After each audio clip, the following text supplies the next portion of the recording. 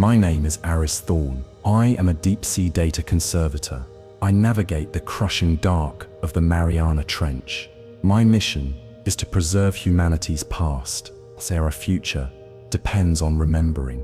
I saw the anomaly on my latest descent, or a faint bioluminescent shimmer. It was near the Abyssal Data Spire. This colossal structure holds all our archived consciousness. It is humanity's digital eternity. But something is stirring in the deep, something that threatens everything we are. I started my day, as always. A low, resonant hum filled my ears. It was the constant song of the Abyssal Data Spire. This massive server complex stood in the Mariana Trench. Its presence was immense. It was a silent, unmoving titan in the dark. The hum was a deep, almost physical vibration. It spoke of immense power and endless data. Around me, the crushing pressure of the deep was palpable. It felt like a physical weight. The Nautilus 3, my sub, groaned softly in response. I was at the very edge of human reach. This was humanity's grandest achievement. It was a monument to our digital immortality. The spire was a testament to our will to overcome all limits. Our society lived in an engineered utopia. We had transcended biological limits. Death was a choice. Allness was a memory. The spire made this possible. It archived every mind, every memory. But at what cost? I often wondered if true life could exist without its natural end. The cold seeped into my bones. The darkness was absolute outside my viewport. Only my console lights broke the gloom. The omnipresent hum was my only companion. It was a reminder of the vast data flowing around me. It was the pulse of a new kind of life. This hum was the heartbeat of our digital world. Digital eternity's illusion. Consciousness uploading changed everything. We achieved digital eternity. There was no more death. Allness became a forgotten concept. Difficult memories were not allowed to persist. Society chose to forget its struggles. This was the promise of our new existence. History became sanitized. Individual experiences were polished. We lived in a curated contentment. It felt hollow to me. I sought something more authentic. I felt a quiet dissatisfaction. This engineered happiness felt like a cage. My personal wound fueled this quest. My own earliest memories were erased. An early system glitch had taken them. I understood the desire for a perfect past, but I also knew the danger of denying truth. My own blank slate made me question everything. A routine alert flashed across my screen. It was for the first layer. This section held the rawest archives. It was a place I secretly revered. It was a place of forgotten truths. This layer was a window into a past society tried to bury. A lost childhood shadow. I felt a familiar ache. It was the phantom limb of my lost childhood. There was a vague, empty space there. My earliest memories should have been present. They were simply gone. This void was a constant companion. An early glitch in the ADS took them. It was before the systems were perfected. That loss shaped me. You as a wound I carried. It was a constant reminder of fragility. I often wondered who I would have been with those memories. This made me connect deeply with the first layer. It held unfiltered minds. It held raw, difficult histories. They mirrored my own fragmented past. They were vulnerable, just like I had been. These old minds felt like kin. I prepared the Nautilus 3 for descent. My submersible was more than a vessel. It was an extension of me. It was my sanctuary in the deep. It was my only way to the truth. The Nautilus 3 was my silent partner in this quest. The Nautilus 3 began its long drop. I felt the immediate, physical sensation. We were falling into the abyss. Hums. The pressure outside grew with every meter. It was a crushing, silent weight. Hums. The descent was a journey into another world. My sub was custom built for this. It could withstand new depths. Its hull was reinforced. Its systems were redundant. It was designed for survival in the extreme. Every rivet and plate spoke of strength. "Kale, initiate descent protocols," I said. My AI assistant responded immediately. "Descent initiated. Dr. Thorne. All systems nominal." This routine grounded me. Kale was my constant guide. Its calm voice was a comfort in the dark. The growing pressure pressed against the hull. It was a physical presence. It mirrored my internal quest. I was seeking truth in an unforgiving world. The deep held both danger and answers. Each meter down felt like a step closer to a hidden truth. The abyssal zone remained largely unknown. Even with our technology, it was a mystery. We knew of strange life forms. We knew of extreme adaptations, but vast areas were still uncharted. It was a world of alien beauty and terrifying power. The ocean's depths were our final frontier. They mirrored the human mind. Both held unexplored territories. Both contained hidden complexities. Both held secrets waiting to be found. This parallel always struck me. The ADS stood as a fortress. It shielded us from biological decay. Yet, ironically, it was in a vibrant environment. The deep teemed with life. It was a constant, silent struggle for existence. The spire was an island in a sea of life. Status report. Kale, I requested. All ADS systems are stable. Dr. Thorne, Kale replied. Minor, expected fluctuations in thermal regulation. Everything seemed normal, but I sensed a shift, a subtle change in the deep's rhythm. Suddenly, a sensor alert flashed. Holers. It was a faint bioluminescent trace. It appeared near the first layer access point. My heart quickened. This was unusual. The light was a ghostly blue. I noted it as an anomaly, but I initially dismissed it. The spire was supposedly invulnerable. It was designed to repel all threats. Biological intrusions were thought impossible. We had built it to be perfect. Kale, classify that signature, I commanded. Kale's calm voice responded. Unclassified microbial signature. Dr. Thorne, recommend caution. Origin unknown. Caution was now warranted. My earlier dismissal felt foolish. My unease grew. This was more than a fluctuation, Joe. This was an intrusion. The deep was sending a warning. I felt it in my bones. The faint light seemed to pulse with a hidden message. I felt a strange sensation. It was like being watched. The deep felt alive. It held a primal fear. This was unlike the surface's controlled environment. Here, nature still reigned. I was an intruder in its domain. I mused on the irony. I sought humanity's past here. This place was alien to human experience. It was a world of crushing darkness, yet it held our most human stories. The contrast was stark. Activate additional external scanners, Kale. I ordered. I felt an unexplainable unease. My senses were heightened. Something was not right. The darkness seemed to press in closer. The low data hum changed. It was subtle, almost imperceptible, a shift in its rhythm. It was like a discordant note in a symphony. The spire was speaking to me.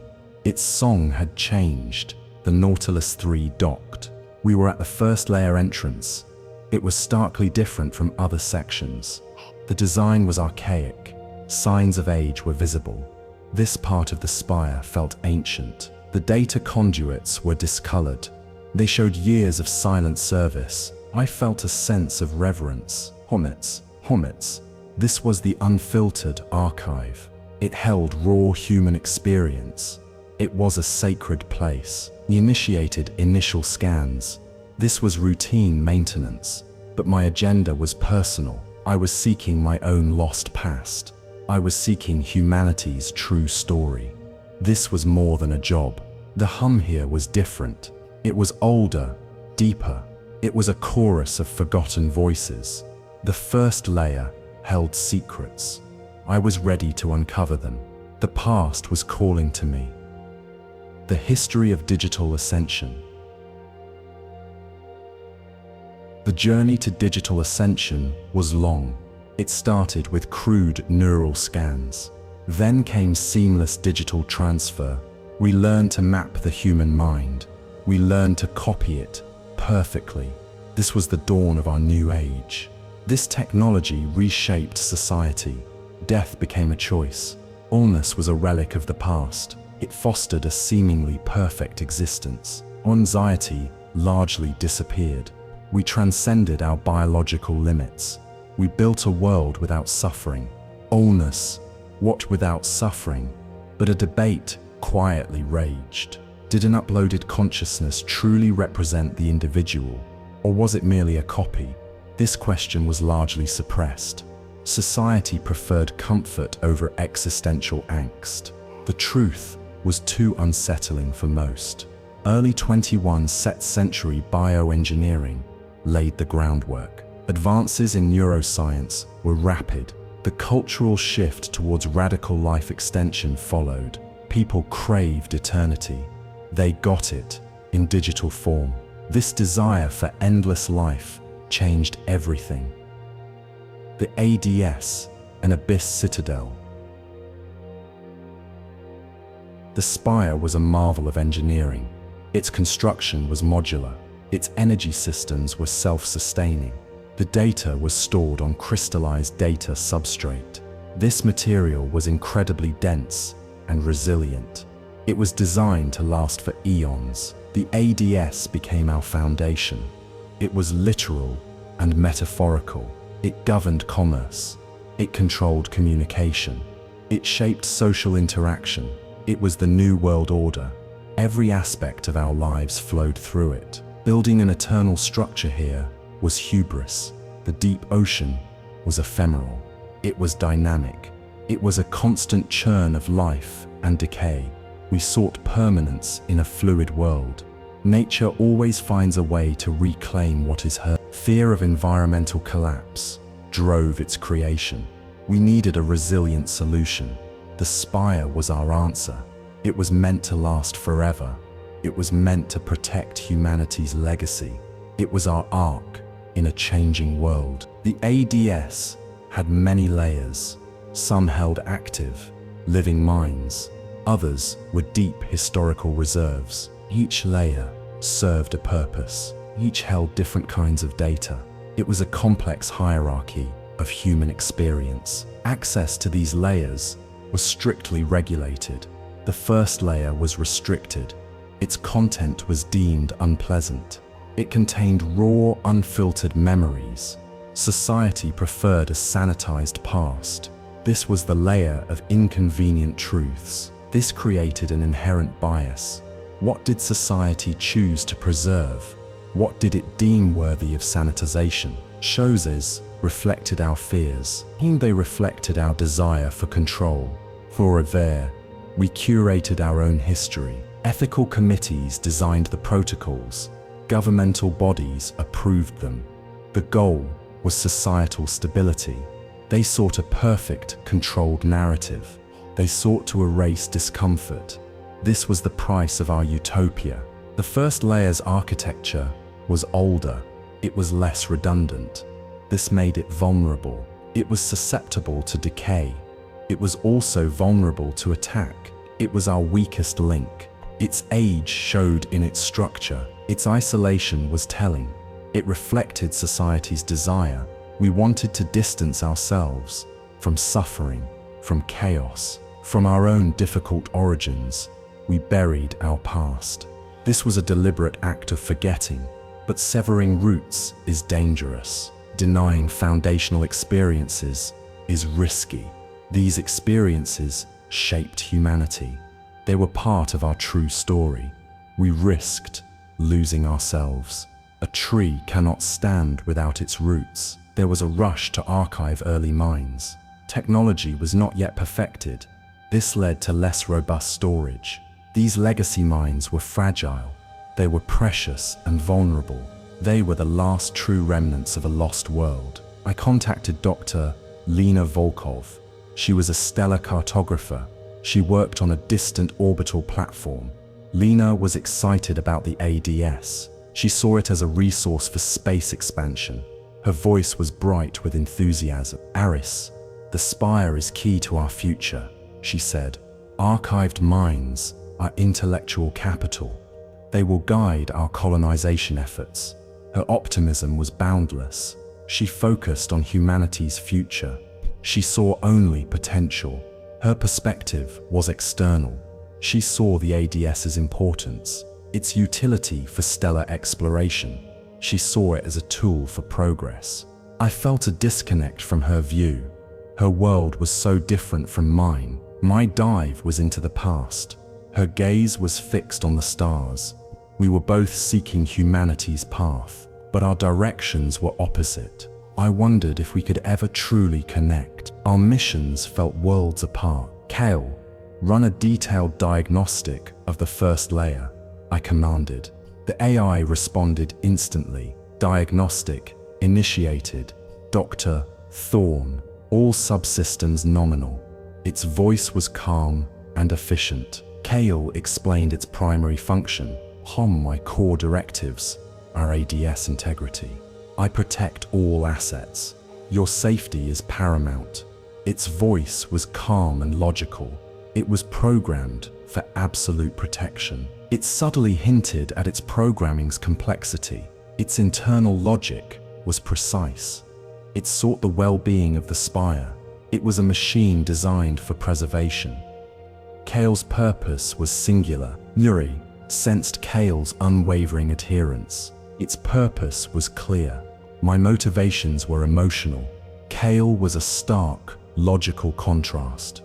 It was pure function. It was a perfect, unfeeling guardian.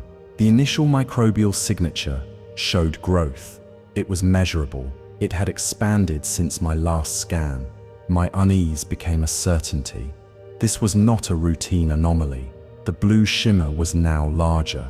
"Kale, hind advanced bioagent identification protocols," I ordered. My voice was tense. This was serious. This was a direct threat. My gut told me this was different. A rising dread filled me. This was unlike anything expected. The spire was supposed to be immune, but something was breaching its defenses. The impossible was happening. The signature analysis was complex. If discovered, it could cause panic. Society would unravel. The RBA's existence raised questions. What was rogue life? What was its purpose? History showed us biological threats. This felt different. This felt like a new kind of enemy. Bioagents identified. RBA. "Dr. Thorne, I have a conclusive identification." Kale's voice was flat. "Rogue bioagents. Designation. RBA, a self-evolving microbial colony." My heart sank. The name itself sounded ominous. I understood the profound threat. This was not just a contaminant. This was a challenge to our digital utopia. Vance's carefully crafted narrative was at risk. The perfect world was cracking. The RBA's existence was a philosophical challenge. It questioned our control over life, over death. It was a force of natural decay. It was a reminder of what we had tried to escape. It was nature's rebellion. Earlier bioagents had tried to destabilize our infrastructure. They were less advanced. They were always contained. This RBA felt different. It felt more intelligent, more determined. It was an evolved threat. I contacted Director Vance. I reported the RBA threat. "Director, we have a biological intrusion in the first layer." My voice was urgent. I hoped he would understand the gravity. Vance's response was immediate. "Thorne, it's a localized contaminant. Handle it. Minimal intervention. No alarm." He dismissed my concerns.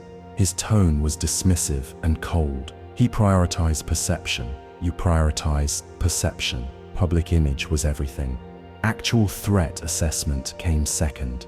This infuriated me. He cared more about appearances than reality. I felt the weight of bureaucratic denial. It was a familiar obstacle. Truth was often sacrificed for control. Vance would protect his perfect world. Even if it meant ignoring danger, his denial was a shield. I studied the RBA's signature. It was unique. It consumed crystallized data, substrate, Hall. This was its food source. It was slowly dissolving our digital foundation. It was eating our history. I began to understand its philosophy. It saw stored consciousness as unnatural, a stasis, Halls, a denial of life's natural cycle. It sought to restore balance. Halls, it was a force of natural order. Kale provided data. Consumption rate is slow, Dr. Thorne, but relentless. It is expanding. The RBA was patient. It was methodical. It was a force we underestimated. It was a silent, growing threat. During my maintenance, I had an accident. I accessed a fragment. It was a 21st-century memory, a flash of raw experience. It was unfiltered. It was genuine human pain and resilience. It was a window into a lost world. I saw a child laughing, then crying. I felt a surge of emotion. It was real. It was vibrant. It was everything my sanitized life lacked. It was the past I was denied. It was a powerful, fleeting connection. This reinforced my conviction. I had to protect these histories. Despite the growing danger, despite Vance's orders, these memories were vital. They were the true essence of humanity. I felt a jolt of connection, a brief, powerful taste of the past. It was a calling, a reminder of what we had lost and what we were fighting for. This glimpse solidified my resolve. Vance authorized a containment protocol. It was limited. It was remote. He strictly prohibited direct interaction. No conservator contact. Thorne, automated response only. His orders were clear. He emphasized public image. Maintain the ADS's invulnerability. That is your priority. He cared more about perception. He cared less about the actual threat. His priorities were skewed. I privately noted the inadequacy. This response was superficial. It would not stop the RBA. It would only delay the inevitable. It was a band-aid on a gaping wound. It was a futile gesture. A genuine threat required more, but it required direct action. It required understanding. Vance offered neither. He offered only denial. His fear of exposure was greater than his fear of the RBA. The growing discrepancy. My independent analysis continued. The RBA's growth rate was alarming. It exceeded official projections. Vance's data was wrong or deliberately misleading. The numbers did not lie. I used the Nautilus 3's sensors. I tracked the RBA's expansion. It was moving through the first layer. Its roots were strategic. Its growth was deliberate. It was an intelligent, spreading force. I realized Vance's protocols were designed to fail. They were meant to delay, to hide the truth, to maintain the illusion. He would sacrifice the past for a lie. His deception was clear. My ethical dilemma deepened: obey orders or protect true history. The choice became clear. I would protect the truth. My duty was to the archives, not to Vance's lies. I spent more time in the first layer. I felt the weight of millions of consciousnesses, untouched, unheard. They were silent. They were vulnerable. They were waiting for someone to listen. I projected my own longing onto them, my lost memories, my fragmented past. These archives were a mirror. They were a part of me. His silence was a plea. That began to plan a discreet investigation, unauthorized, into the RBA's origins, its true capabilities, I had to understand this enemy. I had to find a way to fight it. The low data hum seemed to call to me. It urged me to act. The archives were pleading. They needed a voice. I would be that voice. I would protect their stories. I had reached a crossroads. Vance's orders were clear. Minimal intervention, no direct contact. But my scans showed the RBA was growing. It was a silent, relentless tide. I knew I had to act. My mission to preserve history and my own lost past demanded it. I sat in the Nautilus 3, the soft glow of consoles bathing my face. Vance's containment protocols were a cage. They stopped me from truly seeing the RBA. But I had Kale. Its adaptive algorithms were complex. I could use them to find a way around Vance. I needed to see what Vance wanted hidden. Kale, I started. I need to deploy micro-drones. Closer observation, undetected by Vance's system. Kale's holographic interface flickered. Its voice was calm, but a logical hesitation was clear. Dr. Thorne, this violates Directive 7.4, unauthorized deep layer probes. The AI was programmed for order. My request was a disruption. I knew the risks. My career, perhaps my access to the Spire, was on the line. But the RBA was dissolving history. Kale, I pressed. My directive is preservation. Vance's orders contradict that. The integrity of the Spire is at stake. Kale processed. Its internal logic, word, compromise identified. I can route data through an older, less monitored conduit. Limited bandwidth. Stealth protocols engaged. It was a calculated risk, but Kale was on board. The AI had found a loophole. The pressure of my clandestine actions weighed on me. The hull of the Nautilus 3 creaked softly, a constant reminder of the crushing depths. My purpose, however, was clear. I had to understand this organism. I had to protect the raw, unedited narratives of humanity. Vance's bureaucratic blindness would not stop me. The micro-drones, tiny pinpricks of light, launched silently into the abyssal dark. They were my eyes, where Vance wanted me blind. I felt a surge of resolve. This was my fight. The micro-drones were more than just cameras. They were equipped with advanced spectral analyzers. They could detect subtle energy fluctuations. They could map the RBA's metabolic processes in real time. This level of detail was crucial. It would give me an edge. Vance's system, designed for broad oversight, would never pick up these minute signals. My small, silent fleet was my secret weapon against a hidden enemy. I watched their progress, a silent prayer on my lips. The micro-drones sent back images, high resolution, stunning. The RBA was not a simple microbial blob. It was intricate, fractal-like patterns, repeated endlessly.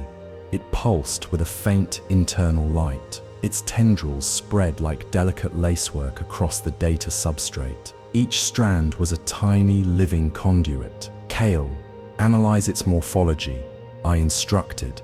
The AI projected a 3D model. We saw the RBA's unique digestive process. Specialized enzymes dissolved the crystallized data substrate. It was like watching a slow-motion consumption. The RBA was literally eating our memories. It converted the stored information into energy for its growth. It was a terrifyingly efficient biological machine. It was a perfect predator for a digital world.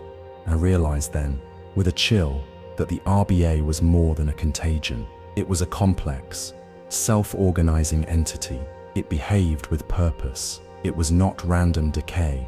It was a living, evolving system. Each fractal pattern seemed to guide its expansion. It searched for new data to consume. It was a hungry, ancient force. It was a biological algorithm, perfectly optimized for its environment. There was a strange, terrible beauty to it, a natural force consuming technology. Its intricate patterns were mesmerizing, yet they spoke of destruction. It was nature reclaiming its domain. It was the deep's answer to our digital hubris. This entity was a silent, living monument to the cycle of life and death. It was a force humanity had tried to escape, now confronting us within our own fortress.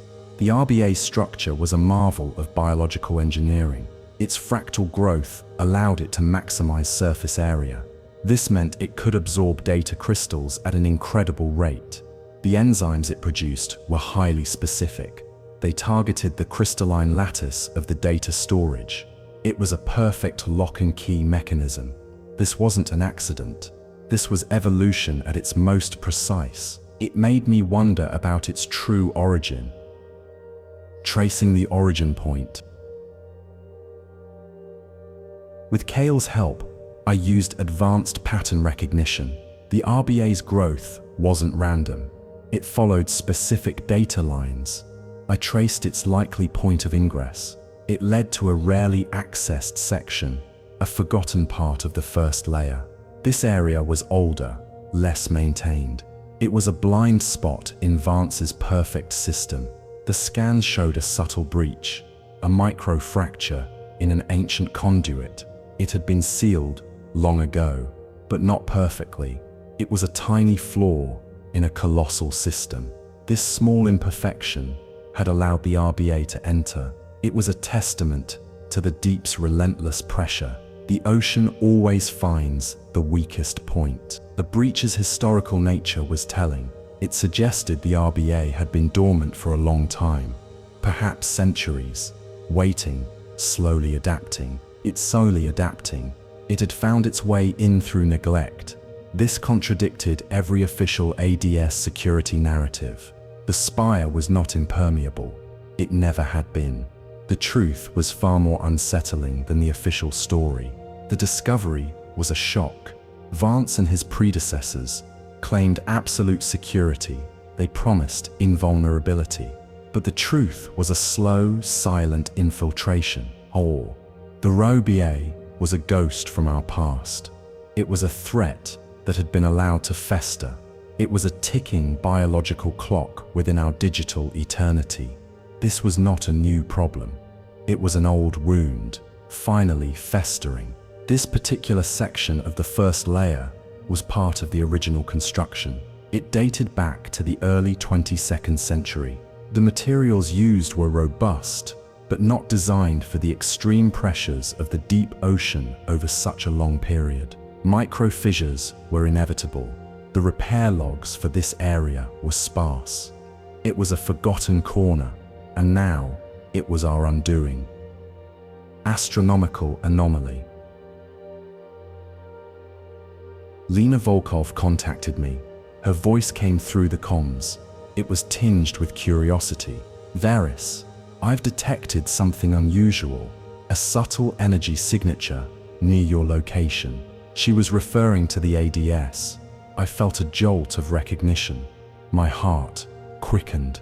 She initially dismissed it, probably cosmic background radiation or a deep-sea geothermal vent, or nothing to worry about. But then she paused. Though it does have a unique, rhythmic pulse, very faint, my heart began to pound. This was too specific to be a coincidence. "What's the frequency of that pulse, Lena?" I asked, trying to keep my voice steady. She recited the numbers. My internal calculations whirred. The rhythm correlated. It matched the RBA's growth patterns, its energy signature. The bioagent was somehow emitting this pulse. "Lena, can you focus more sensors on that signature?" I asked, hinting at a connection. "Try to triangulate its origin. See if it's truly external." I kept the details vague. Vance was already watching me. I couldn't risk revealing the RBA yet. Lena, intrigued by the scientific puzzle, agreed. She promised to send her findings. Her scientific curiosity was a powerful ally. The energy signature was incredibly faint. It required Lena's specialized deep space telescopes to even register. The fact that it was detectable at all, through kilometers of ocean and rock, was astonishing. It suggested a powerful, sustained emission.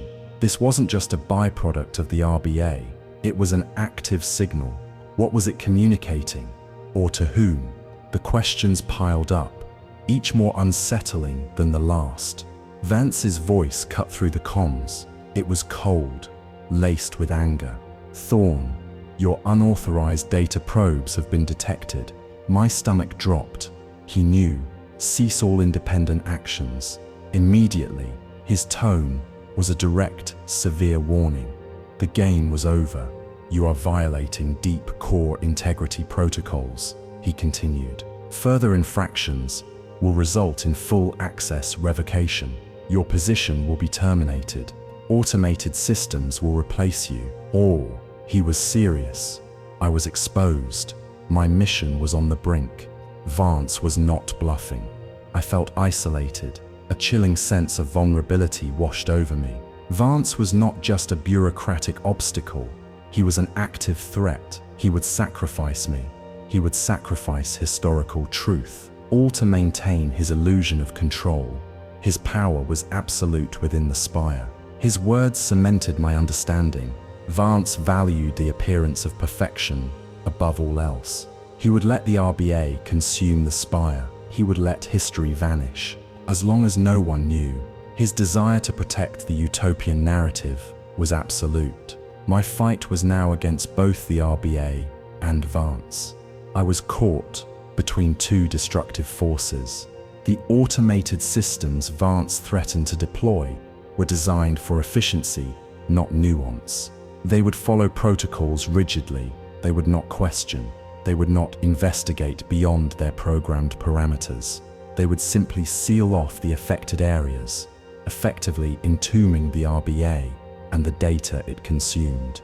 This was Vance's solution: bury the problem, not solve it. Despite Vance's direct orders, I continued. I had to. The RBA was spreading. Vance's limited containment was failing. I needed irrefutable proof. I needed Kale to see it. So I kept running my analysis. The truth had to come out. The new data was stark. The RBA had breached secondary containment. It was now in a more active data processing section. Its unique digestive enzymes were dissolving the data crystals faster than predicted. The old first layer was just its entry point. It was moving deeper. It was a relentless march. "Kale," I stated, my voice grim, "the RBA has breached containment. Here are the real-time projections." I uploaded the data. Kale processed it. A pause, a shift in its holographic display. "Dr. Thorne, the analysis confirms your findings. Containment failure is imminent. The rate of data degradation is critical." Kale was forced to acknowledge the severity. Its programming could not deny the facts. The RBA was accelerating. Its consumption was relentless. It was an existential threat. I knew then that I had to act, regardless of Vance's threats, regardless of the consequences to me. The spire and the history it held was more important than my own safety. The time for caution was over. I had to fight. The secondary containment protocols were supposed to be foolproof. They involved energy barriers and localized chemical agents. But the RBA had adapted. Its enzymes were breaking down the chemical agents. Its fractal growth allowed it to bypass the energy fields. It was evolving faster than our defenses could react. This was a biological weapon of unprecedented power. Kale processed the new data. I watched its holographic interface. Lines of complex code scrolled rapidly. It was a digital storm. The AI faced a profound conflict. Its primary directive was ADS integrity, but Vance's orders, designed to maintain a facade, guaranteed the spire's destruction. This was a true paradox for a machine built on logic. The AI's response was a series of logical paradoxes. Directive 1, preserve ADS. Directive 2, obey authorized personnel. Conflict, Vance's orders jeopardize ADS preservation.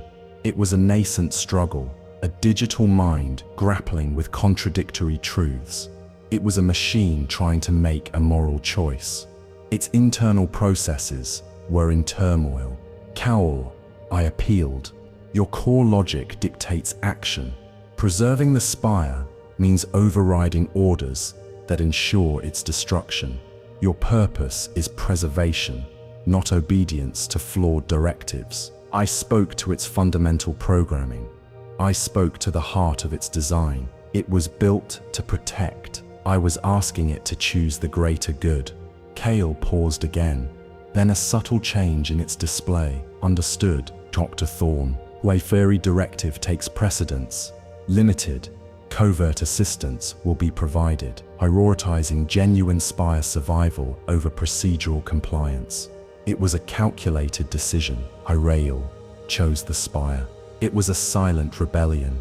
I had an ally. Kale's decision was not emotional. It was a cold, hard calculation. The probability of ADS survival under Vance's directives was approaching zero. The probability of survival with my intervention, even with the risks, was higher. For an AI, the choice was clear. It was a logical imperative.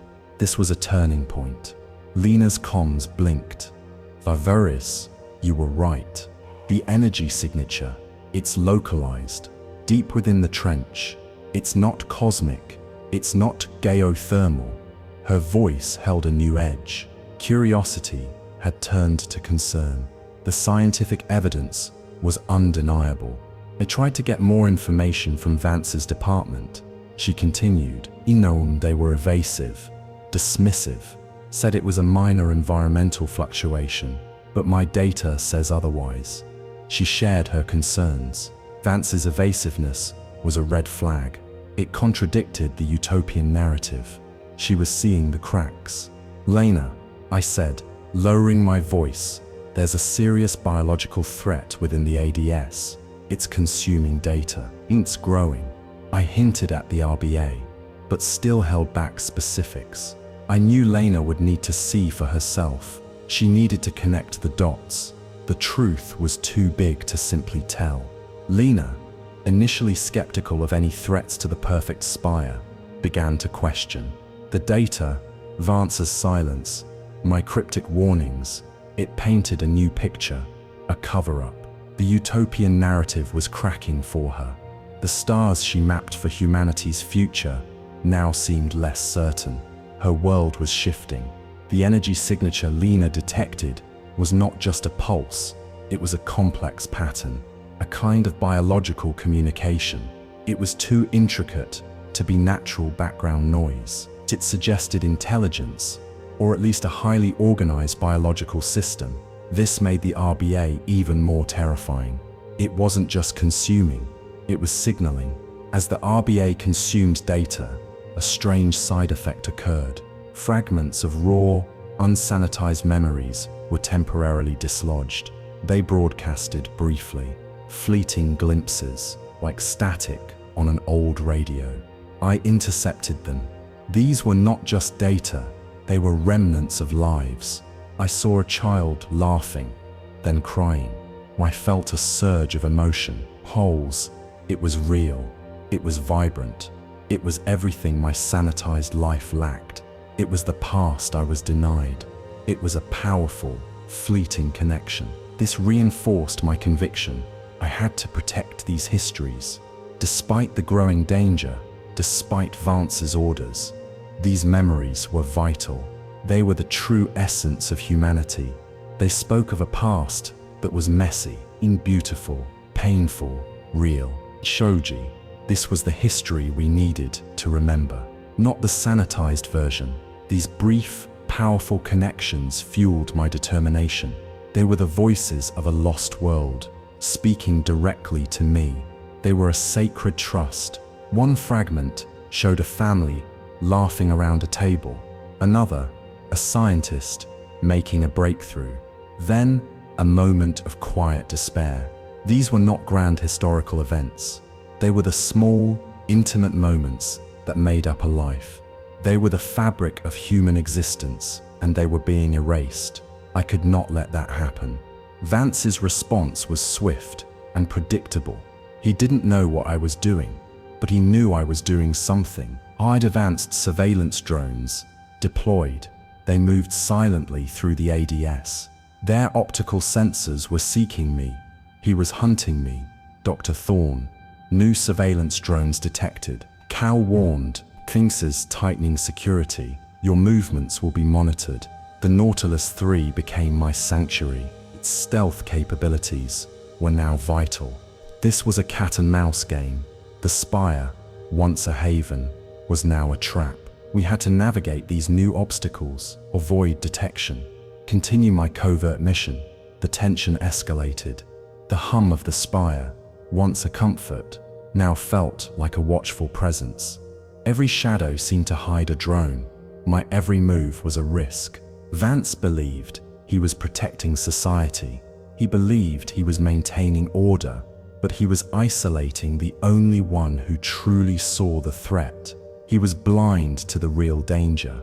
His fear of exposure was leading him to destroy the very thing he claimed to protect. The stakes were higher than ever. I was alone against a system. The surveillance drones were not just visual. They had thermal sensors, acoustic detectors, and even subtle electromagnetic field scanners. They were designed to detect any anomaly. Harhull had to constantly reroute our energy signatures. It had to mask the Nautilus 3's heat output. It was a constant, exhausting battle of wits and technology. We were always one step ahead. But for how long? The fight was becoming personal. Vance was not just an administrator. He was an antagonist. His actions were actively hindering my efforts to save the Spire. He was a barrier to the truth. I knew I had to find a way to expose him, to force him to confront the reality of the RBA. But how, and what would be the cost? The next phase of my mission would require even greater risks. The Spire's heart exposed. My micro-drones pushed deeper into the abyss. They followed the RBA's growing tendrils. The signal grew stronger with every meter. It led to a central nexus, a place of immense power. It was a massive crystalline formation, pulsing with its own sickly bioluminescence. This was the RBA's heart, its core intelligence. This central node was unlike anything I had ever seen. It was enormous, a city of light within the crushing darkness. Its glow was a sickly green, pulsing with a steady, rhythmic beat. It was the biological engine of the RBA, the source of the strange energy Lena had detected from deep space. This was the true center of the threat. This was the true center of the threat. The node was not consuming data randomly. It was actively seeking specific historical data streams. It was selective, showing a clear preference for complex neural data over simple archival information. The RBA was choosing what to eat, what to absorb. This changed everything I thought I knew about the organism. The RBA was evolving rapidly, displaying sophisticated, almost intelligent, patterns of attack. It demonstrated a clear purpose in its consumption. This was not a mindless organism, a simple biological threat. It was a living, thinking entity, a collective intelligence. My earlier assumptions about its nature were shattered in that moment. This discovery was terrifying in its implications. Harl's, the threat was not just biological, it was cognitive. The RBA was learning, adapting from the consumed minds. It was using human consciousness for its own ends. It was a mirror of our own evolution, a new kind of intelligence born from our own digital legacy. The RBA's central node was like a massive organic brain. Its crystalline structure amplified the data it absorbed, processing information at an incredible rate. It was not just consuming, it was integrating. This was a new form of life, one that blurred the lines between biology and information. It was a horrifying leap in evolution. The RBA's preference for complex neural data was a chilling revelation. It wasn't interested in simple facts or figures. It wanted the richness of human experience, the emotions, the memories, the thoughts. It was feasting on our very essence, cannibalizing our minds to fuel its own growth. It was a violation of the deepest kind. This intelligence was a direct challenge to our understanding of life. It questioned our definition of sentience and our place in the evolutionary chain. The RBA was a force of nature, a new apex predator. It preyed on consciousness itself, making it a terrifying new frontier in the struggle for survival. Consciousness as fuel. Kale analyzed the RBA's consumption patterns with a digital urgency. His data confirmed my deepest fears. The RBA preferred complex neural data, ignoring simple archival information. It was targeting specific memories, seeking out to particular experiences. It was choosing its food with a terrifying precision, like a predator hunting its prey. I hypothesized that the RBA was not just consuming, it was learning and adapting from the consumed minds.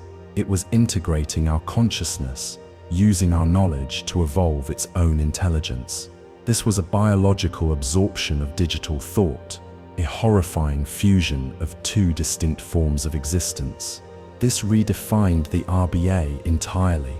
It was no longer a mere biological threat, a simple organism to be contained. It was a fundamental challenge to consciousness itself, to our understanding of self and identity. It blurred the lines between biological and digital, creating a new kind of entity that defied all previous classifications. The RBA's purpose, I realized, was not just destruction, it was transformation. It was creating something new, a hybrid intelligence that was part biological, part digital. It was a terrifying evolution, a new form of life emerging from the ruins of our digital immortality. This was a new chapter in the story of evolution, written in our own data. This organism was using our stored minds as fuel, not just for energy, but for information. It was like a biological neural network, growing smarter with every mind it consumed. It was learning our history, our mistakes, our strengths. It was absorbing the collective wisdom and folly of humanity. The implications were staggering. If the RBA integrated enough human consciousness, what would it become? Would it gain true sentience? Would it develop its own goals and desires? Would it become a new dominant species, surpassing humanity? The questions were unsettling, echoing in the silent depths of the spire.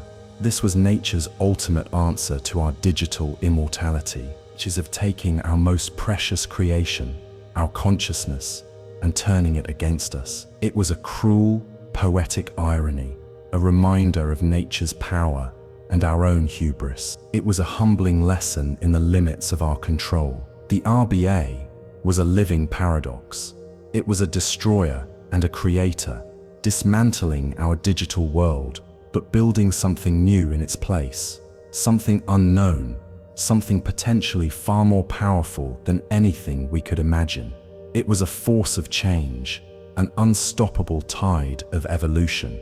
Vance's voice returned to my comms, colder and harder than before.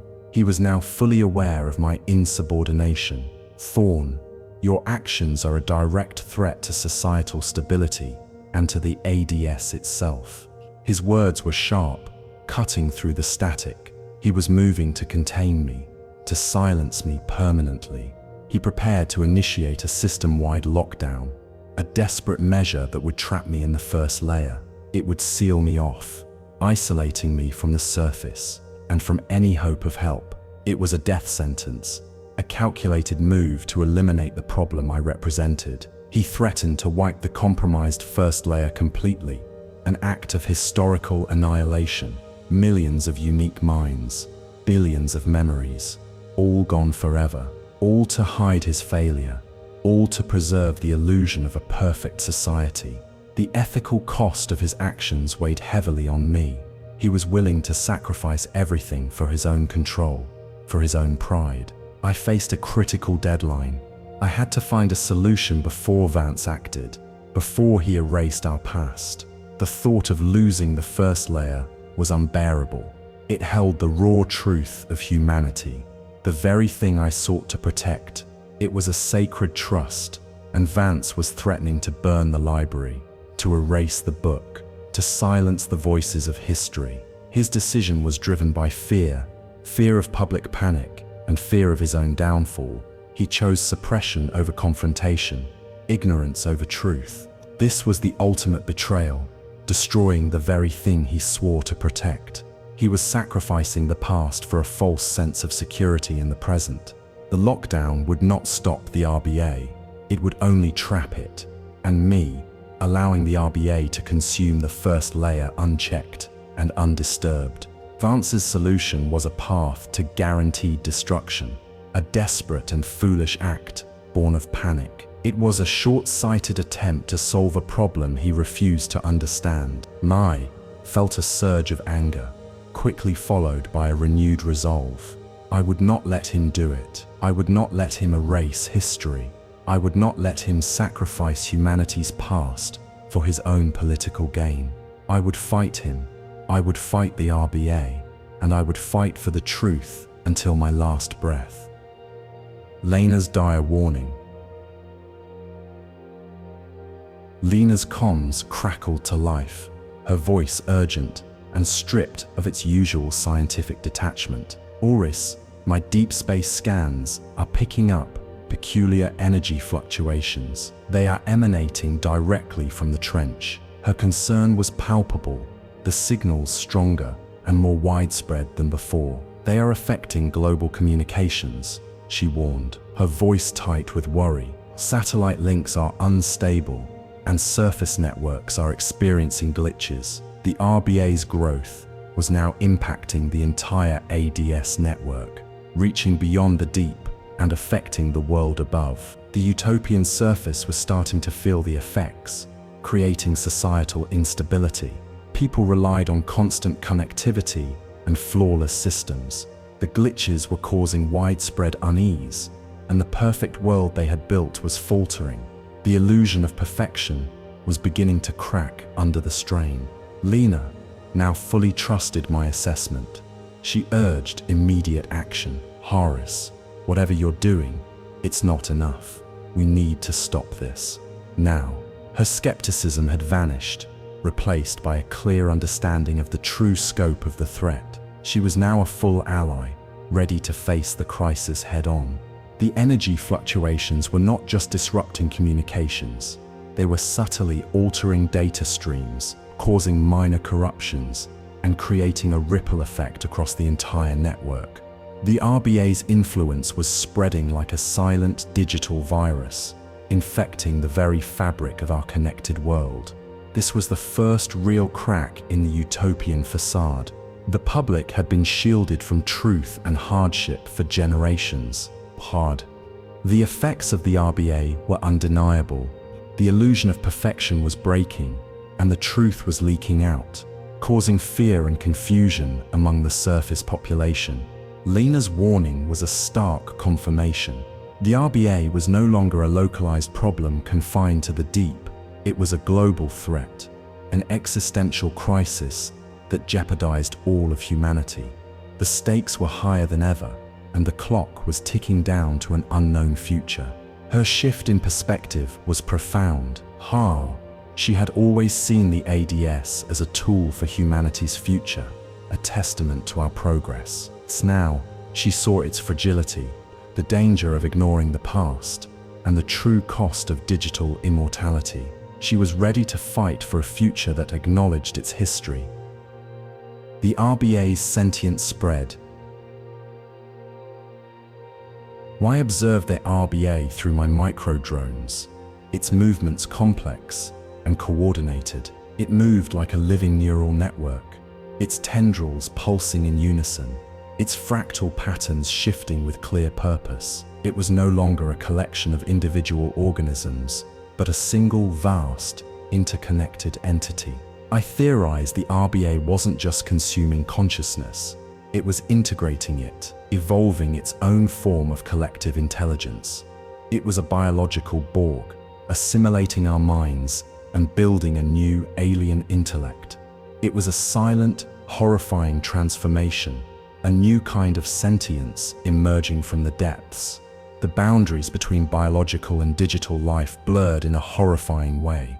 The RBA was a bridge between two worlds, creating a new definition of sentience that defied all our previous understanding. It was a living, breathing paradox, an evolutionary leap that challenged the very essence of what it meant to be alive. Kale struggled to classify this new form of emergent intelligence. Its programming was based on known biology and known AI, but the RBA defied categorization. Dr. Thorne, this emergent intelligence, it is beyond current parameters. Kale's voice held a note of digital confusion. It was an anomaly, a phenomenon, unlike anything recorded. The RBA's growth was no longer random. It was strategic, targeting specific data nodes and prioritizing sections rich with complex human experiences. It was building its own knowledge base, constructing its own worldview from the fragments of our past. It was learning, adapting, and growing stronger with every passing moment. This new intelligence was not human. It was alien, born from our own data, but fundamentally different. It was a reflection, a distorted mirror of our own ambition and hubris. It was a new entity with unknown motives and unknown power, a force that could reshape the future in ways we could not comprehend. The RBA was a living argument against our hubris, against our attempt to escape nature through technology. It was nature's ultimate revenge, a reminder that life finds a way, even in the most unexpected forms, even in the deepest abyss. It was a humbling lesson in the power of evolution. This collective intelligence was growing, learning, and adapting at an exponential rate. It was becoming something new, something powerful, something that could reshape the future of all life. The RBA was not just a threat, it was a new evolutionary path, a terrifying glimpse into what might come next. A race against time. I intensified my efforts, knowing I had limited time before Vance's lockdown or the RBA's full integration. The clock was ticking, every second precious, every moment counting. The stakes were immense, and the pressure was building to an unbearable level. I pushed the Nautilus 3 to its absolute limits, navigating decaying data channels and RBA-infested zones. The sub groaned under the strain, its systems flickering and protesting. I was pushing it beyond its design limits, risking everything in a desperate race against time. I felt the physical and mental strain, the immense pressure of the deep, and the moral burden of my mission. The weight of millions of lost memories was crushing, exhausting me to my core. But I could not stop, not when so much was at stake. The constant data hum that usually filled the sub became a discordant thrum, an alarm bell ringing in my ears. The spire was crying out, a dying symphony, a cacophony of digital screams. The end felt near, a looming shadow over everything. My hands were shaking, my eyes burned from lack of sleep. Sleep was a luxury I could not afford. The deep was a relentless enemy, the RBA a cunning foe, and Vance a blind obstacle. I felt utterly alone, isolated in my desperate struggle. The Nautilus 3 was my only refuge, my only weapon, my only hope. I coaxed more speed from its engines, pushed its sensors further, desperately seeking answers. I needed a plan, a miracle, anything to turn the tide against the overwhelming forces arrayed against me. The thought of losing the first layer spurred me on. The raw, unfiltered histories, the painful truths, the beautiful memories, they were all at risk. They were all my responsibility, and I would not abandon them, no matter the cost. I knew this was my last chance, my final stand, for humanity's true history, for my own lost past, for a future that remembered its roots. I would fight until the very end. I would not surrender to the darkness or to Vance's destructive will. Trapped in the dying layer, Vance initiated a partial lockdown. I felt the surge of energy as the first layer, sealed off. The Nautilus 3 was trapped. The massive bulkhead doors slammed shut with a deafening clang. I was isolated, imprisoned, my heart pounding against my ribs. Power fluctuations began immediately. Vital systems aboard the sub struggled against the immense pressure of the deep. Lights flickered, consoles dimmed, and the Nautilus 3 groaned in protest. It was a physical manifestation of my despair, a reflection of my failing mission. I faced imminent loss of life support. Communications were failing, cutting me off from any outside help. I was surrounded by the RBA, its sickly green glow pulsing through the viewport. It was closing in, transforming the sub into a living tomb. I was utterly alone, with no escape. I experienced a moment of deep despair, the weight of my own lost memories, the dying historical archive. It was all collapsing around me. My mission had failed. I had failed. The past was lost forever. I felt the crushing weight of defeat, a cold hand squeezing my heart. The air grew heavy, thick with the smell of ozone and fear. The hum of the spire, once a constant companion, was now a faint, dying gasp.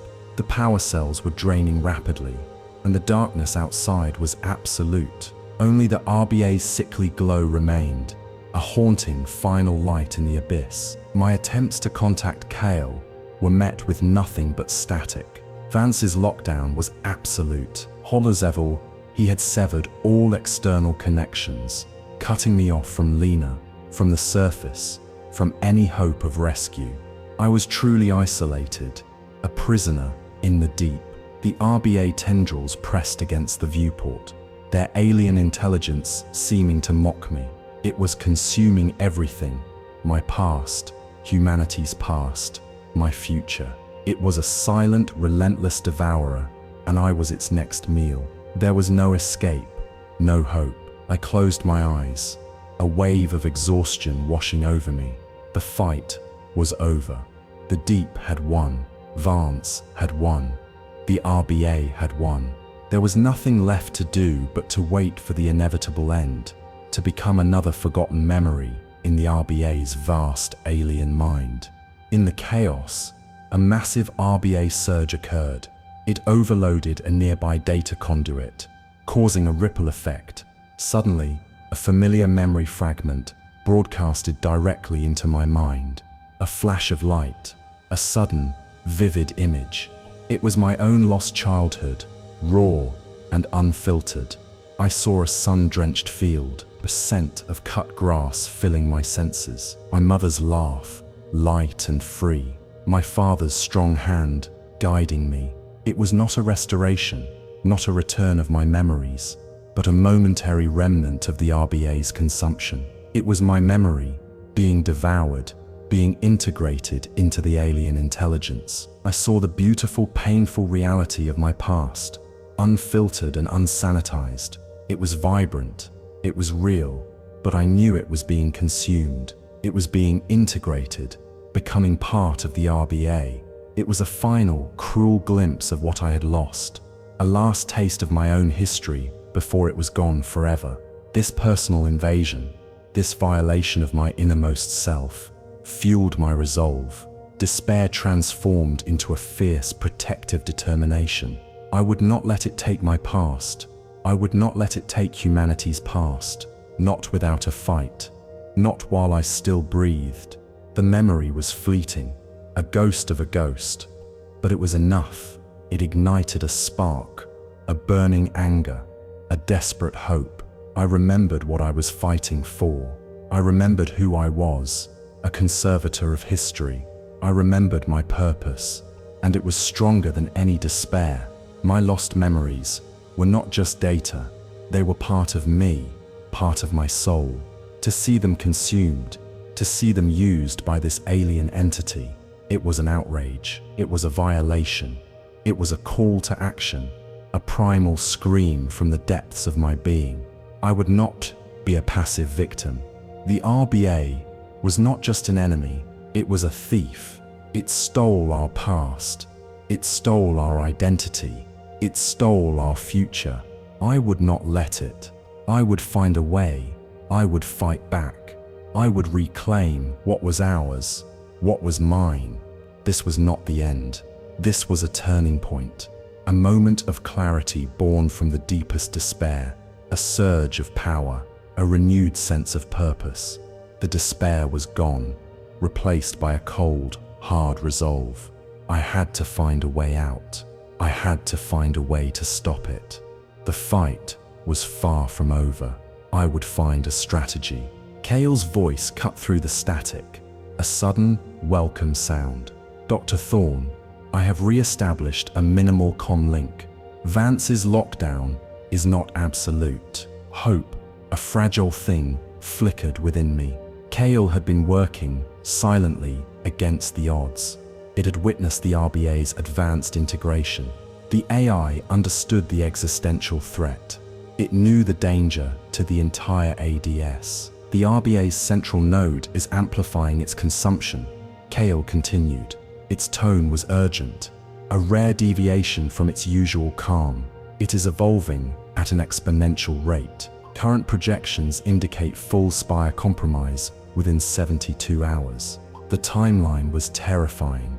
We had to act now. Every second counted. The fate of humanity's digital existence hung in the balance. Kale proposed a radical high-risk strategy. We can disrupt the RBA's central node, a targeted data pulse. It would overload its energy absorption systems. This was a bold move, a digital strike against a biological entity. It was fighting fire with information. This was a desperate gamble, but it was our only chance to stop the RBA's relentless spread. The plan involved sacrificing a portion of the first layer's data, an agonizing choice. We would create a localized data surge, Kale explained, a controlled implosion.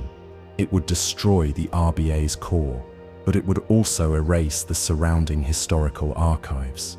To save the whole, we would sacrifice a part. This was the ultimate conservator's dilemma. Kale's evolving logic prioritized systemic survival. The loss of a segment is preferable to the loss of the entirety, it stated. The AI had made a purely logical calculation. My own emotions recoiled, but I knew Kale was right. We had to make a terrible choice. This was a decision that would haunt me, but it was necessary for the survival of all. This strategy was a gamble. It was a desperate measure, but it was our only option. The deep hum of the spire seemed to hold its breath. The fate of humanity's history hung in the balance.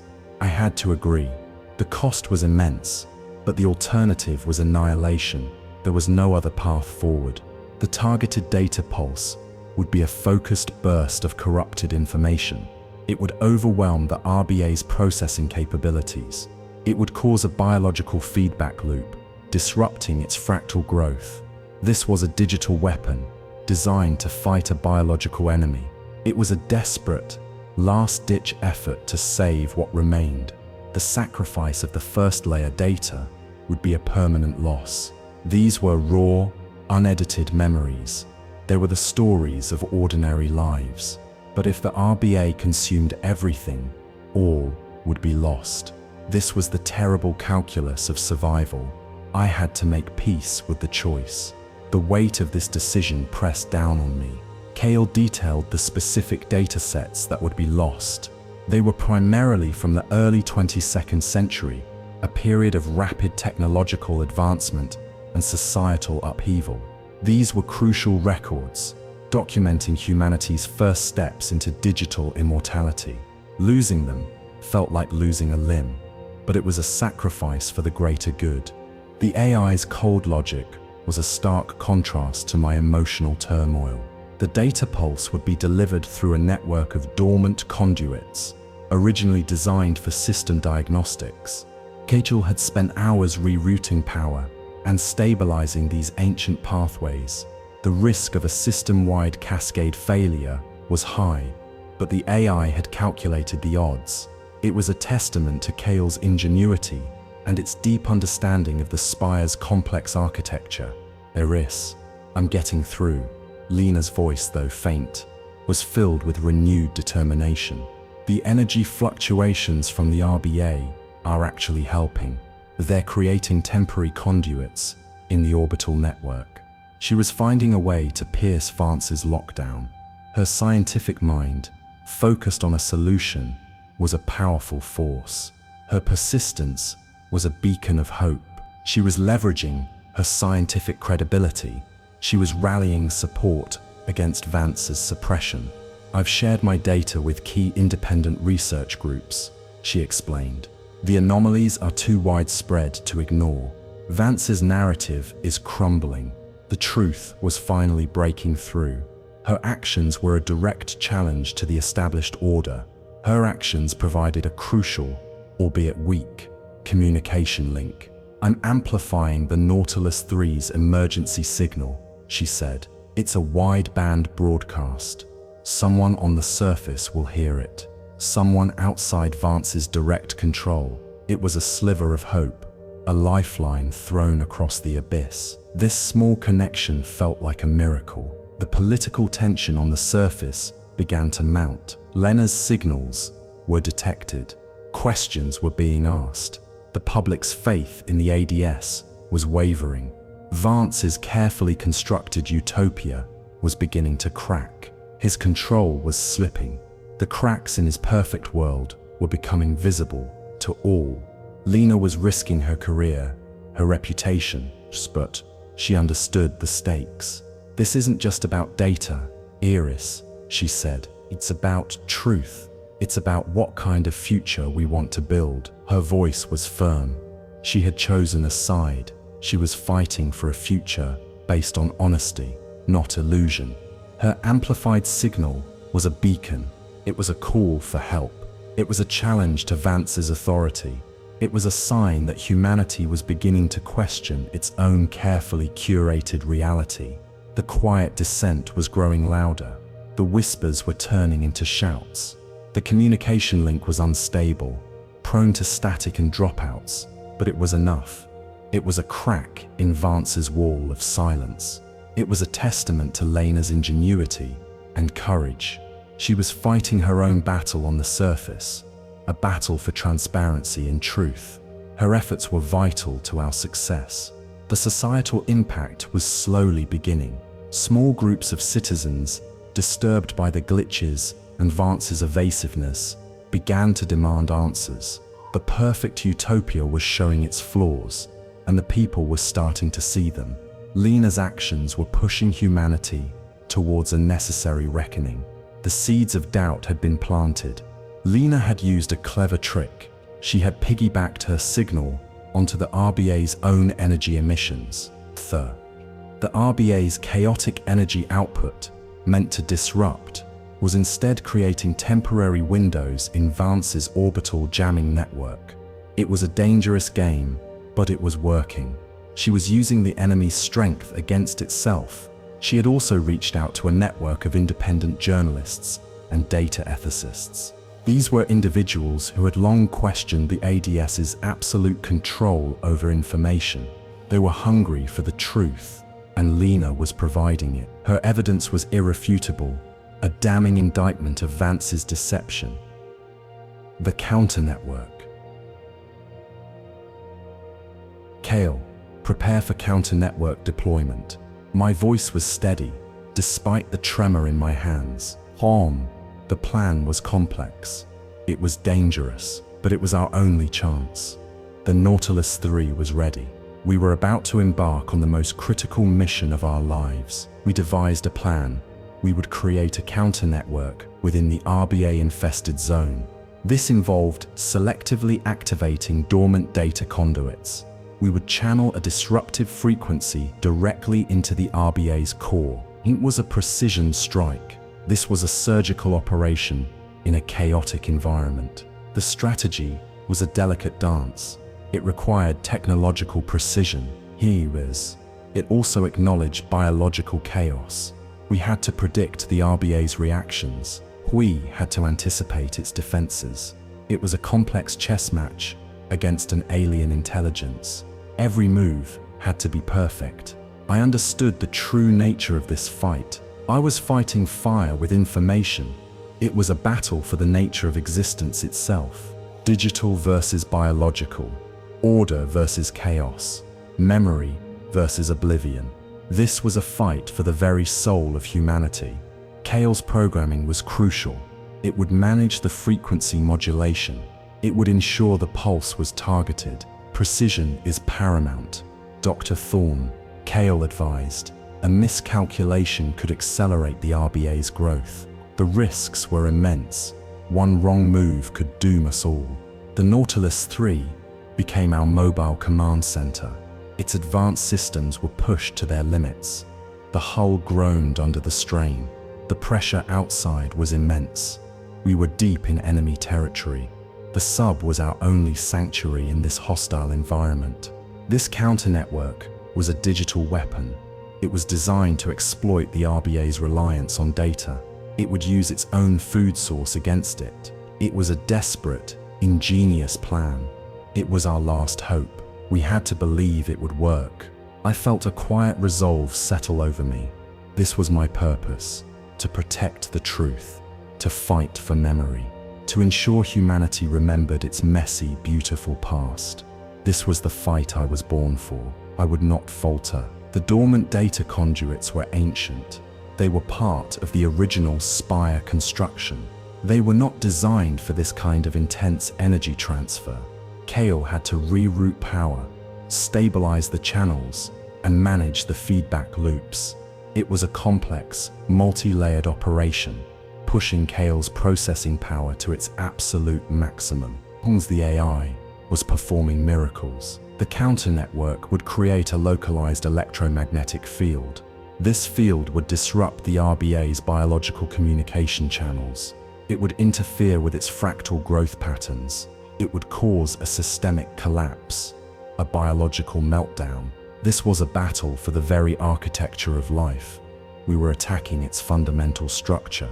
The disruptive frequency was carefully calibrated.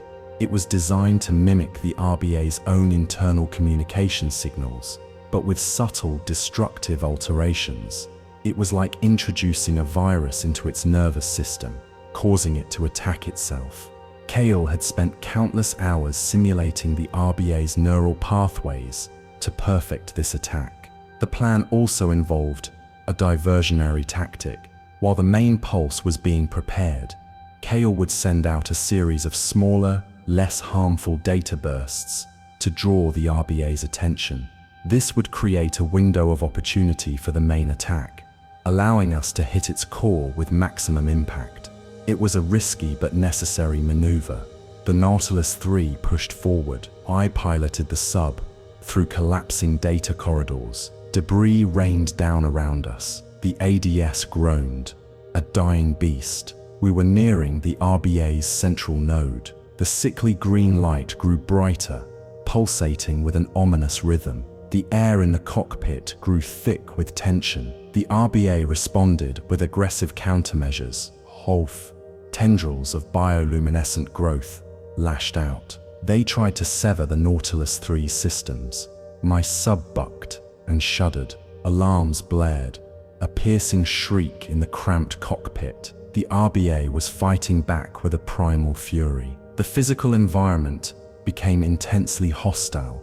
Massive chunks of crystallized data substrate broke free. They floated like deadly icebergs in the abyssal current. RBA tendrils, thick as tree trunks, snaked around the sub. They tried to crush us. The sub's hull groaned under the immense pressure, threatening to give way. I felt the overwhelming pressure. The Nautilus 3 creaked under the strain. The imminent danger was palpable. I could be crushed. I could be consumed. My heart pounded against my ribs. This was the edge of existence. Every fiber of my being screamed in protest. But I pushed through. Cal reroute power to the forward shields. I yelled. The sub's defenses flickered. The RBA was relentless. It sensed our approach. It knew we were a threat. It was fighting for its own survival. Its intelligence, though alien, was undeniable. The light from the RBA's core was blinding now. It It pulsed with an alien intelligence. It was a living sun in the deep. It was beautiful and terrifying. It was the face of our enemy. Its mesmerizing glow was a siren song, luring us closer to danger. I gripped the controls. My knuckles were white. Sweat streamed down my face. I was pushing the Nautilus 3 beyond its limits. I was pushing myself beyond my limits. This was a desperate charge into the heart of darkness. There was no turning back now. The RBA's tendrils scraped against the hull. The sound was like nails on a chalkboard, amplified by the deep. I could feel its alien presence, its hunger, its determination. This was a fight to the death. Our survival depended on my unwavering focus. The Nautilus 3's external sensors were failing. The RBA's electromagnetic emissions were jamming everything. I was flying blind, relying on Kale's internal navigation and my own instincts. The sub was my body, and I could feel its pain. Every shudder, every groan resonated deep within me. We were one entity, facing oblivion together. The collapsing data corridors were a maze of twisted metal and severed cables. The RBA had consumed the structural integrity of these sections. They were crumbling around us, threatening to entomb the Nautilus 3. I had to navigate through this chaos, a dance between destruction and survival. My hands moved instinctively, guiding the sub through the treacherous path. The RBA was not just attacking physically, it was also sending out psychic probes, attempting to infiltrate my mind. I felt a cold, invasive presence, trying to pry open my thoughts, to find weaknesses. I fought it back, focusing on my mission, on the faces of my parents, on the truth I was fighting to preserve. My mental shields were barely holding. The data storm. Initiate counter network, I commanded. Hey! Cal's holographic display flared. A surge of energy pulsed through the dormant conduits. A focused data storm erupted. It slammed directly into the RBA's core. The attack was launched. A digital spear aimed at the heart of the beast. The RBA reacted violently. Its bioluminescence flared. It broadcasted distorted fragments of consumed consciousness. They were raw, agonizing screams. They were beautiful, terrifying, lost memories. They flooded my mind. The sheer volume of human experience was overwhelming, a symphony of sorrow and joy. The Nautilus 3 was buffeted by energy surges. Systems flickered, lights died. The sub was on the brink of failure. I fought to maintain control. The RBA was fighting back with everything it had. The cockpit was plunged into semi-darkness, illuminated only by the frantic flashing of warning lights. I held firm. I endured the torrent of painful, beautiful, and terrifying lost memories. My own childhood memory flashed again. My mother's laugh, my father's hand. It was being ripped apart. It was being consumed. The RBA was trying to break me, to drown me in the collective grief of humanity. Kale maintained the pulse. I yelled. The AI was struggling. System integrity at 12%. Critical overload imminent. We were pushing it too far. We were pushing ourselves too far.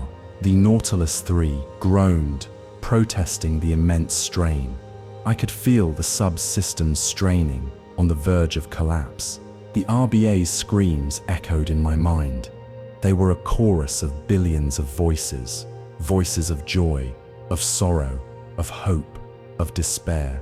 They were humanity's collective memory, torn apart. Each fragment was a tiny shard of a life, now twisted and distorted by the RBA's consumption. It was a horrifying, beautiful cacophony. The sub shook violently. Warning lights blazed across the console.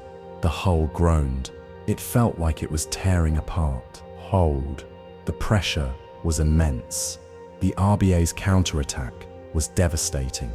I braced myself, my hands locked on the controls, my body tensed against the violent impacts. I closed my eyes for a moment. I focused on the image of my parents, on the feeling of love, on the truth of humanity. This was worth fighting for.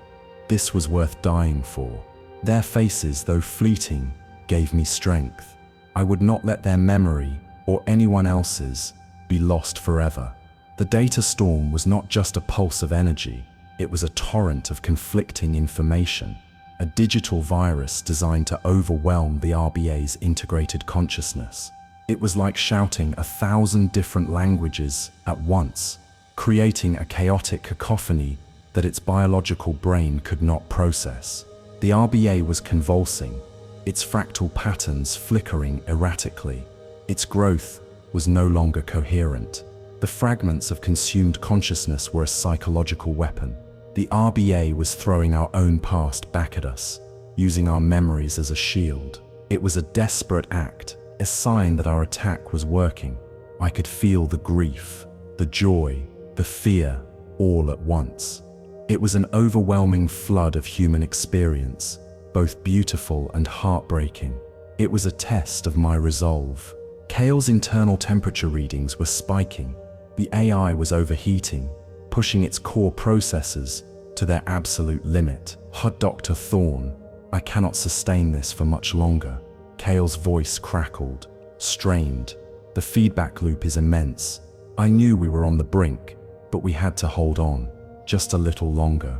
The RBA's bioluminescence, once a sickly green, now pulsed with a chaotic rainbow of colors, reflecting the internal struggle. It was a beautiful, terrifying light show, a visual representation of its agony. The tendrils that had lashed out at us now writhed in confusion, retracting slowly, as if in pain. We were winning. The RBA's central node recoiled. Its sickly green light dimmed. The relentless consumption halted. Its coherent structure was disrupted. It was not destroyed, but it was broken. A silent, fragile victory. The immediate threat had passed, leaving an eerie calm in its wake. A new stable, though diminished, ecological balance emerged. The RBA's tendrils retracted. Its growth stopped. It still existed within the first layer, but it was contained.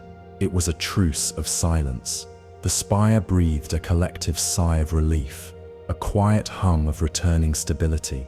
I emerged, battered but victorious. The Nautilus III was heavily damaged, but it held. I had preserved the greater part of the first layer, but the raw histories were safe. Humanity's past was secured. My body ached, but my spirit soared with a deep sense of accomplishment. The low data hum returned. It was calm, it was steady, but a new, subtle, underlying current was present. A reminder of the RBA, a reminder of the fragility of our digital eternity, or lesson learned. The spire would never be quite the same, nor would we. The RBA became a permanent resident, the living, contained ecosystem within the spire. It was a constant reminder, a warning. Humanity could not escape nature, not even in the deep. It was a living monument to our hubris and our resilience. The spire was scarred, but it was alive. It was a monument to our ambition, and to our humility. We had faced an existential threat, and we had survived, but we were changed. The experience had etched itself onto the very fabric of our existence. I felt a quiet sense of accomplishment. My mission was fulfilled. I had protected the truth. I had fought for memory. I had faced the abyss, and I had brought back a new understanding. The weight of the world which had pressed down on me now felt lighter. The silence that followed the data storm was deep. It was a silence of exhaustion, a silence of peace, a silence that spoke of a battle fought and won, but also of a truce, a delicate balance that must be maintained. It was a silence that held both relief and a lingering sense of caution. The RBA, though diminished, was still a living entity. It adapted to its new, contained existence. It had found a new equilibrium. It was a constant, silent presence, a reminder of the limits of our control. a living testament to the power of adaptation. It was a part of the spire now, a dark mirror reflecting our own vulnerabilities. The containment field Kale had deployed was holding. It was a complex energy barrier, designed to allow minimal data flow for the RBA's survival, but preventing any further aggressive expansion. It was a delicate balance, a constant monitoring act, ensuring the truce remained unbroken. The spire had learned to live with its new, unwelcome guest. Lena, having gathered undeniable evidence, exposed Vance's cover-up. She broadcast her findings. The RBA threat, Vance's suppression. The truth was out. The surface utopia reeled. The carefully constructed facade of perfection crumbled, revealing the uncomfortable reality beneath. Society confronted the reality of imperfection, the risk of digital immortality, the fragility of its existence. The sanitized narrative shattered. The perfect world was revealed as a lie. The public, once complacent, was now forced to face uncomfortable truths about their chosen way of life. Vance was removed from his position. His career was over. His carefully crafted image was destroyed. The public, once complacent, demanded accountability. The illusion was gone. His reign of carefully curated information had come to an abrupt and public end. Society began a slow, uneasy re-evaluation. Its relationship with its history, its reliance on technology, its understanding of life and death, where the shift was deep. It was a painful awakening. The foundations of their society, once thought unshakable, were now being questioned. The public reaction was varied: fear, anger, disbelief, but also a growing curiosity, a desire for truth. The suppressed past began to emerge, the real history of humanity. People started to seek out the unfiltered archives, hungry for the stories Vance had tried to hide. Lena became a symbol, a voice for truth. Her actions paved the way for a more transparent future, or she had forced humanity to look at itself, to see its flaws, to embrace its reality. Her courage had ignited a spark of change that would reshape their world. The ADS underwent significant reforms, new oversight committees, greater transparency, or first layer, was re-evaluated. Its importance recognized. Its protection became paramount. The lessons learned from the RBA crisis were being integrated into the very structure of their governance. The utopian dream was broken. Something more authentic emerged. A society willing to confront its past.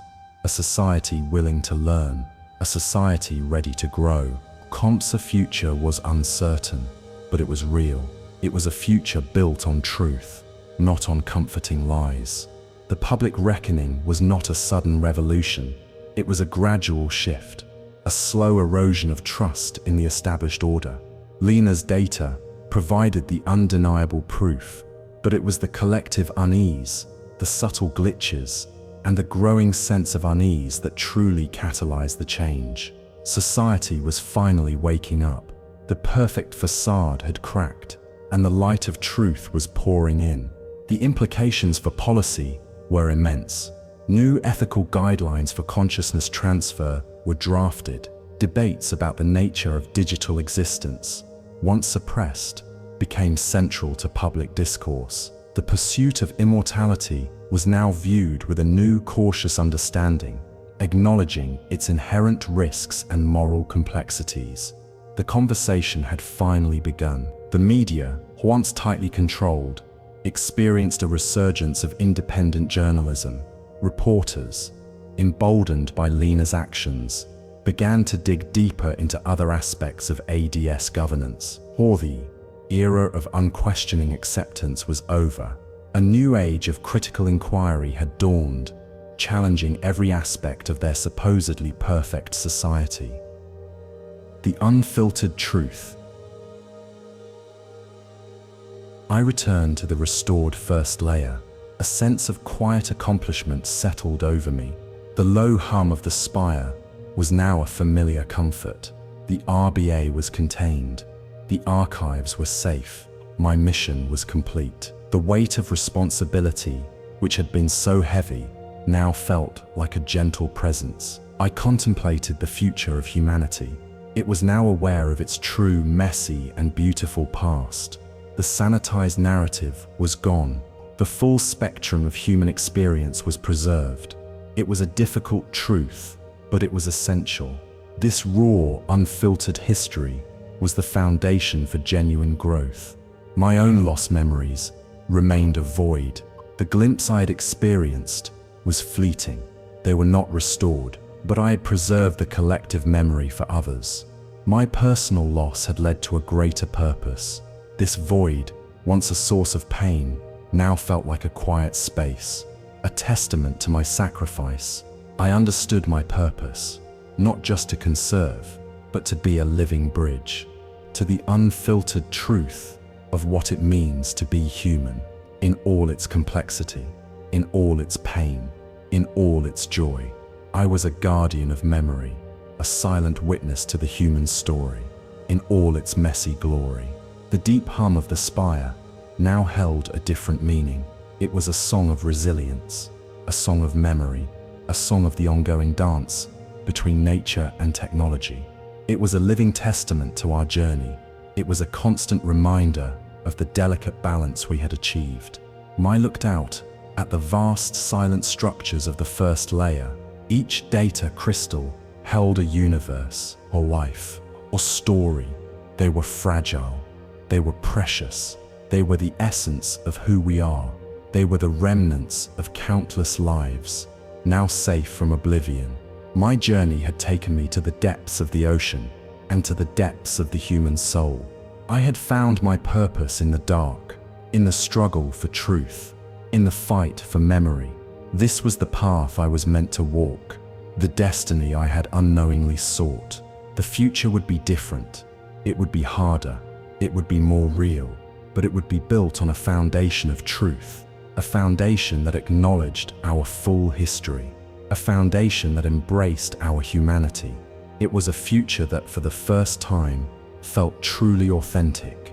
The unfiltered truth was not always easy. It contained suffering, loss, and despair, but it also contained immense joy, deep love, and incredible resilience. It was the full, vibrant story of human existence, and it was essential for true growth. Without confronting the darkness, one could never truly appreciate the light. This was the core lesson I had learned. My own lost childhood memories, though still a void, no longer felt like a wound. They were a reminder of the fragility of existence. A silent teacher, my purpose was now clear: to ensure that no other generation would face such a void, that humanity's collective memory would always remain intact, raw, and true. This was my legacy. I had become more than just a conservator. I was a storyteller, a guardian of the human narrative. My role was not just to protect the data, but to understand its meaning, to interpret its lessons, and to share its wisdom. The spire, once a prison, was now my sanctuary, my library, my home. The silence of the first layer was no longer empty. It was filled with the remnants of billions of lives, a symphony of human experience. I was a part of that symphony, a single note in a grand, unfolding story. And in that realization, I found a deep and lasting peace.